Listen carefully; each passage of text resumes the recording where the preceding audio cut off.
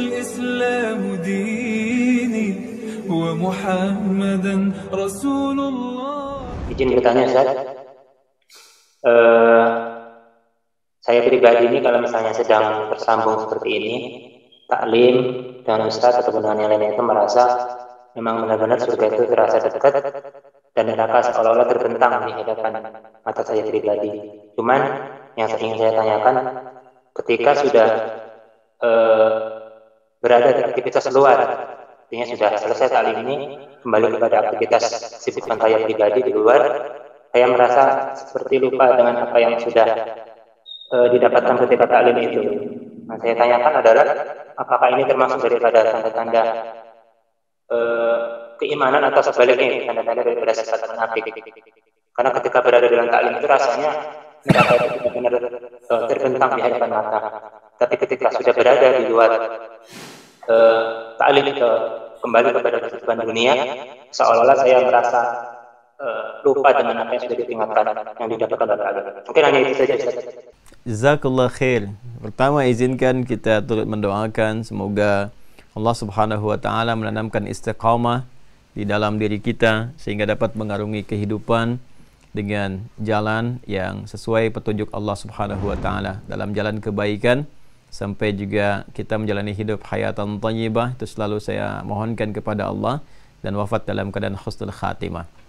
Pertama, saya ingin merespon bahwa apa yang Anda alami, saya alami, kita alami seperti itu menunjukkan bahwa kita menjalani kehidupan yang normal. Ingat ya, kita menjalani kehidupan yang normal. Normal itu kalau kita bawa ke dalam tatanan spiritual atau gambaran spiritual, konsepsi keberagamaan, bahwa dalam hidup kan kita yang kita jalani, kita punya misi mengabdi kepada Allah untuk beribadah. Yang kedua, kita punya misi untuk bisa menjalani kehidupan di bumi sebagai khalifah yang saling menggantikan, kemudian juga membangun kemakmuran, menghadirkan manfaat, dan berusaha sukses sesuai dengan kemampuan yang kita bisa hadirkan. Itu intisari Quran surah 51 ayat 56 terkait ibadah, dan Quran surah kedua Al-Baqarah ayat 30 terkait misi khalifah di muka bumi, dengan turunan-turunannya seperti yang pernah saya jelaskan. Dalam saat yang bersamaan, ada pengganggu yang tidak menginginkan semua itu terwujud.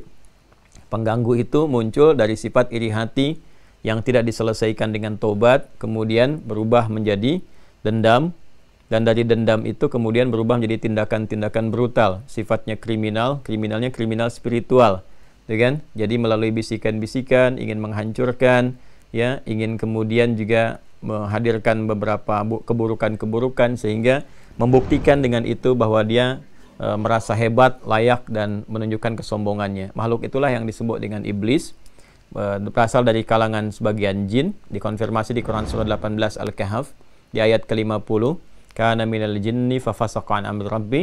Nah, ketika dia mewariskan keburukannya kepada manusia supaya membuktikan kesombongannya, yang pertama dia katakan ana khairum minhu khalaqtani min narin wa khalaqtahu min tin. Konfirmasi di Quran surah ke-7 Al-A'raf di ayat ke-12 itu sampai dengan 13-nya. Di situ kemudian dia mulai mewariskan, menggoda supaya membuktikan kesombongan, sekaligus membawa teman, ya, untuk agar dia bisa berada di dalam neraka itu dengan ancaman itu, ya. Nah, itu dikonfirmasi di Quran surah kedua Al-Baqarah ayat 36 dengan nama setan. Fa'azallahuma syaitan. Kemudian dia pun meminta kepada Allah, ya, sebelum Adam diturunkan, kemudian Hawa diturunkan, untuk membuktikan kesombongannya itu dengan cara menggoda anak cucu Adam dan meminta bagian tertentu seperti yang pernah saya jelaskan di serial Mira dari awal sampai dengan 60 sekian video itu saya jelaskan, masih ingat, tentang keterkaitan antara roh, nafas, kemudian ada kolbu, ada sodron sampai ke fisik, ya. Nah, dia meminta bagian dari jiwa manusia itu untuk menggoda saja, bukan memaksa, tapi menggoda. Ya, meminta untuk bisa menggoda, sehingga dengan godaan-godaan itu membuat keadaan manusia tidak stabil. Karena yang dia goda itu bagian sisi katalisnya. Katalis disebut dengan fujur. Quran surah ke-91 Asy-Syams ayat 7 sampai 10 itu. Wa nafsi wa ma sawaha, dan demi jiwa manusia yang diciptakan dengan sempurna. Sempurna itu ada takwa dan fujurnya. Fa alhamaha fujuraha wa taqwaha. Nah, takwa itu, ya, di situ ada nilai-nilai keimanan yang membuat kita konsisten. Iman itu yang menjadikan kita tersambung dengan nilai-nilai kebaikan. Tadi Anda rasakan. Kalau sedang iman kita menguatkan, kita merasakan mana yang benar, mana yang salah, ya kan? Mana yang soleh, mana yang salah, mana yang baik, mana yang buruk. Kita merasakan dekatnya surga, ya. Karena surga itu memang diraihnya dengan iman. Quran surah kedua ayat 25. Wabasyiril ladzina amanu, iman dulu, wa amilus shalihat annalahum jannatin tajri min tahtihal anhar. Jadi roh kita bisa merasakan nikmatnya kemuliaan, kebaikan, rasanya mulia, dan kita bisa merasakan benarnya janji itu, ya, berupa surga. Karena surga pun diraihnya dengan iman dan amal soleh. Artinya kalau ada seseorang sudah beriman dan dia mempuk imannya dengan amal soleh, dia akan merasakan kedekatan surga seperti yang tadi Anda sampaikan misalnya. Dan itu akan bergantung pada tingkat amalan-amalan dia. Ya, sahabat pernah ditanya oleh Rasulullah dan kisahnya sangat viral sekali. Ya, satu pagi ditanya oleh Rasulullah, "Kaifa asbahta?" Beliau jawab apa? "Asbahtu mu'minan haqqa." Ya, saya merasakan jadi mukmin yang sejati, kata beliau. Ya, terus kata Nabi, setiap klaim itu harus ada buktinya. Nah, ingin dikonfirmasi, mengajarkan kepada kita. Lalu apa yang beliau sampaikan? Ya Rasulullah, ya saya melihat bahwa sekarang ini seakan-akan surga terbentang, pintunya terbuka, neraka tertutup, kan? Maksudnya apa? Ini gambaran kepada kita bahwa kalau orang-orang beriman yang benar itu, ya surga itu kan ditempuhnya dengan jalan-jalan kebaikan, amal soleh. Wabasyiril ladzina amanu wa amilus shalihat. Jujur mengantarkan ke surga karena iman, ya. Kalau imannya nggak ada, jadi masalah juga karena kunci pembukanya itu imannya.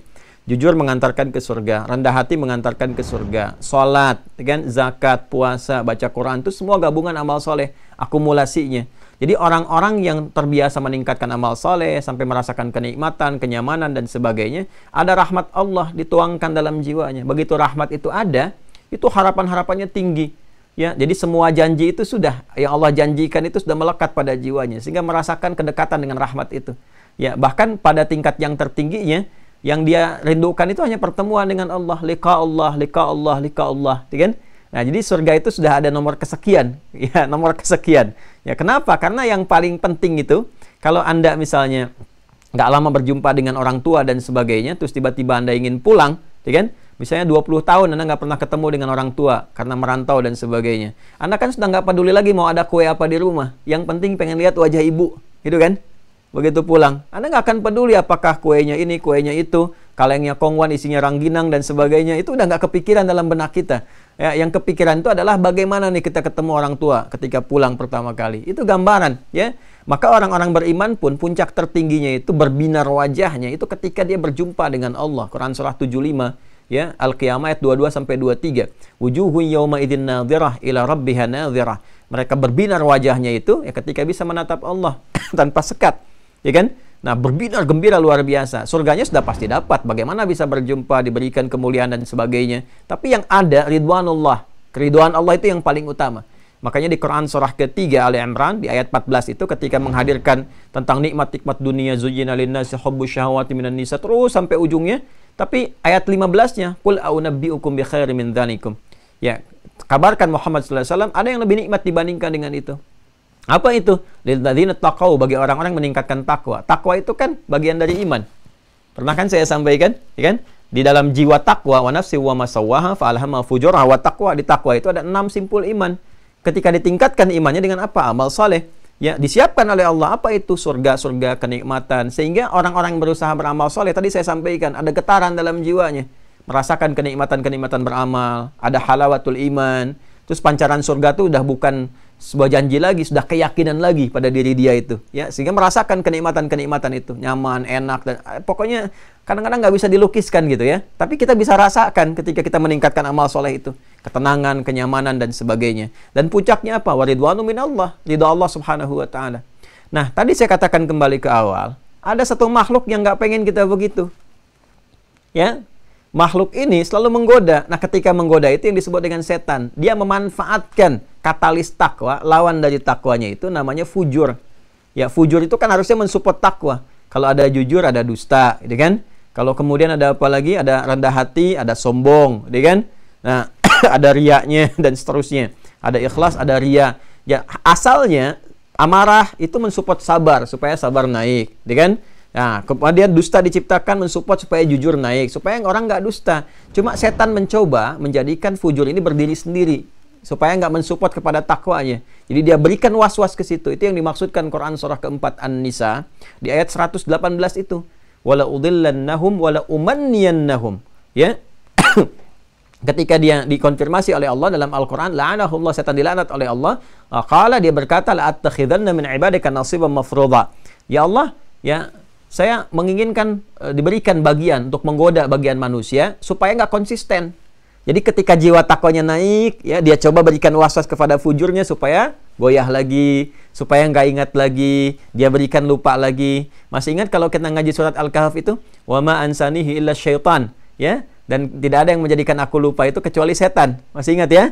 Ketika mengaji itu, ya, kalau surat Al-Kahf, bagaimana ketika Nabi Musa alaihissalam, ya, kemudian ditemani oleh asistennya, dan asistennya ini kemudian Yusha bin Nun, ya, diminta membawa sesuatu untuk mengikuti sebagai bekal, dan dia lupa. Dan ketika lupa itu mengonfirmasi, wa ma ansanihi illa syaitan, dan tidaklah aku lupa tentang ini kecuali setan memberikan waswas. Jadi waswas setan itu masuk kepada jiwa fujur untuk membuat kita tidak stabil. Ya, yang tadinya kemudian kita tiba-tiba sedang baik, dibuat goyah lagi, ya, dibuat lupa, paling minimal dibikin lupa waktu sholat, lupa kalau hari ini ada ta'lim, lupa kalau kita mau ngaji dan sebagainya. Makanya tadi saya katakan wajar kalau sedang ta'lim kita terhubung, karena semua konektivitasnya mendekatkan kita kepada rahmat Allah. Wajar kalau sedang di masjid kita khusyuk, karena lingkungannya mengarahkan kita kepada nikmat Allah. Wajar kalau di Masjidil Haram itu aura keimanan kita itu semakin menguat. Kenapa? Karena semua hal terkait dengan kehidupan di sana itu ya mengarahkan, mendekatkan kepada rahmat Allah. Semua bawaannya ke ibadah saja. Nah, karena itu kalau kita berpindah keadaan, berpindah tempat yang spektrumnya tidak sama, ruang keadaannya berbeda, maka setan pun ya punya kuasa yang lebih daripada yang pertama tadi. Ya, dia bisa lepas lagi, bebas lagi. Karena apa? Keadaannya berbeda, kondisinya nggak sama. Karena itulah kemudian para ulama berusaha memberikan jalan. Kalau Anda ingin stabil di setiap keadaan, bagaimana caranya? Maka Anda masuk ke lingkungan-lingkungan yang mendekatkan dan menguatkan keimanan kita. Maka Imam An-Nawawi nulis kitab namanya Riyadhus Shalihin, 1896 hadis, taman orang-orang saleh, diberikan isyarat, gaul tuh sama orang-orang seperti ini, ya kan? Ya, dekati orang-orang begini. Kalau Anda bekerja, cari pekerjaan yang membuat kita lebih mendekatkan diri kepada Allah. Kan rizkinya sudah teratur. Sepanjang kita mau kerja, rizki datang. Simpelnya kan begitu. Ya, asal kita bersabar sampai meninggal. Kalau nama-nama kan itu istilah manusia saja. Dia kaya, dia begitu, manusia saja. Pada akhirnya meninggal juga. Ya. Jadi kalau Anda tidak ingin terlalu banyak beban, cari aktivitas itu sebetulnya yang mendekatkan diri kita pada Allah. Cari rumah misalnya, berkegiatan, cari yang mendekatkan diri dengan Allah. Cari pasangan yang kira-kira menjadikan bisa kompak dekat dengan Allah. Kalau itu kita pelihara sampai dengan meninggal, terjaga kita. Walaupun ingat, tidak akan mungkin seutuhnya, ya 100% misalnya, tidak akan ada kegelisahan sama sekali. Itu nggak mungkin, sepanjang setannya masih ada. Ya, sepanjang setannya masih ada. Jadi kalau selesai ta'lim ini, wajar nanti tiba-tiba nggak ingat misalnya, ya ada kondisi-kondisi tertentu yang menjauh lagi. Karena ada was-was, artinya setannya berperan. Ya, itulah fitrah kehidupannya. Tinggal nanti, apakah kita sadar nggak sedang digoda? Nah, itu kembali kepada tingkat keimanan kita. Kalau kesadaran ini utuh, kita merasa, oh ini saya tiba-tiba jauh ya, berarti itu pun pertanda baik. Kenapa? Karena kita menyadari bahwa ada sesuatu yang terjadi, ada godaan yang terjadi. Maka di situ kita belajar fikihnya. Misal, Nabi mengajarkan doa tentang berlindung kepada Allah dari godaan setan. Paling minimal baca a'udzubillahi minasyaitonirrajim. Atau Allahumma inni a'udzubika min hamazati syayatin wa a'udzubika ayyahdurun. Ya Allah, aku berlindung kepadamu dari waswas setan, kehadiran-kehadiran setan yang menggoda dan sebagainya. Baca surah 3 qul huwallahu, qul a'udzu birabbil falaq, qul a'udzu birabbin nas. Baca ayat kursi kalau memang dirasakan godaan itu begitu kuat. Itulah kalau kita pelajari fikihnya sampai dengan istiqamah, maka di surat Fussilat jelas disampaikan, "Tsumastaqamu tatanazzalu 'alaihimul malaika alla takhafu wa la tahzanu wa abshiru bil jannati allati kuntum tu'adun." Kalau kita bisa istiqamah dengan sistem kehidupan tadi, nyari tempat yang baik, kawan yang baik, kehidupan yang baik, terus dipelajari fikihnya, kalau merasakan ada gangguan baca ini, kerjakan ini, sehingga kita bisa terbentengi, maka Allah nanti berikan perlindungan kepada kita lewat malaikat yang menjaga, sehingga setiap apapun yang terjadi, ada godaan setan, langsung itu ada rasa dalam jiwa kita. Support malaikatnya kuat. Ya, jangan lakukan, jangan kerjakan, tinggalkan ini nggak bagus. Hei, seharusnya kamu begini, itu akan ada seketika. Semakin tinggi ibadah, semakin amal saleh ditingkatkan, semakin kuat support kepada kebaikan-kebaikan yang bisa diraih. Kurang lebih konsepsi dasarnya seperti itu. Ya, selamat. Semoga Allah Subhanahu wa taala memberikan keselamatan di dunia, di akhirat, dan keselamatan iman kita sampai kembali kepada Allah seperti nama antum pun diberikan di dalamnya selamat. Baik, jazakallah khair. Kurang lebih demikian ya. Semoga bisa dipahami dengan baik.